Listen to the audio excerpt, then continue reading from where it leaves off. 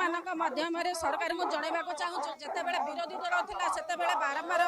ଏଇ ମାନ୍ୟବର ମୁଖ୍ୟମନ୍ତ୍ରୀ ବି ଆମ ନିକଟକୁ ଆସିଥିଲେ ଏବଂ ଆମକୁ ପ୍ରତିଶ୍ରୁତି ଦେଇଥିଲେ ଯେ ଆମର ଦାବି ଯଥୋଚିତ ବୋଲି କିନ୍ତୁ ସେ ଆଜି ଆସନକୁ ଆସିବା ପରେ ଆମ ପ୍ରତି ଅବିଚାର କରିଛନ୍ତି। ତେଣୁ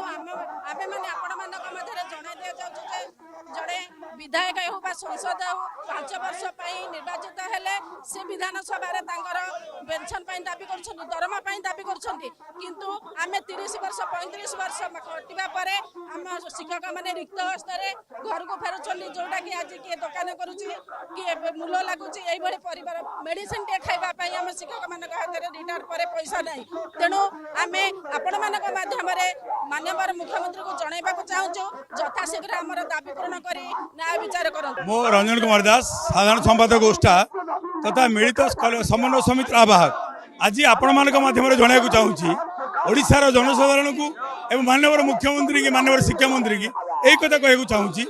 शिक्षक तार न्याय प्राप्य पाइबापी तार ये राजरास्ता को आसी प्रचंड रौद्रताप सत्वे आज शिक्षक शिक्षयित्री मैंने ए खरा को विक्षेप न कर हजार हजार संख्यार समेत होती गोटे कथा न्याय प्राप्य वंचित कराई दीर्घ 30 वर्ष कार्य कलापर 154 विद्यालय आज अनुदान पाइले ना से तुरंत अनुदान दिजाऊ बारंबार प्रतिश्रुति मिली किंतु प्रतिश्रुति मिलला ना आम 2 थर रैली करूँ ए सरकार समय अगस्ट 16 तारिख में डिसेम्बर 10 तारिख में से कथा प्रतिश्रुति पाई सरकार कहते खूब शीघ्र निष्पत्ति नि तेणु आज ये हूँ तृतीय रैली मार्च 10 तारिख आम यही कथा आपमाध्यम कहूँ चाहूँ विगत सरकार बेले जिते बड़े माननीय मंत्री बर्तमान मुख्यमंत्री जी थे विरोधी दल नेता से गोटे कथा कहते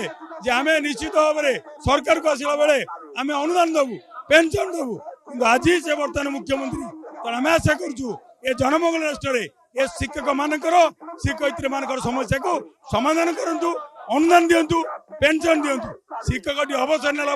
तार चाकरी तो ना तार पेंशन ना तार अवसर काल सुविधा ना तेणु तुरंत अवसर काल सुविधा सहित पेंशन जोगाई आम दाबी करूँ।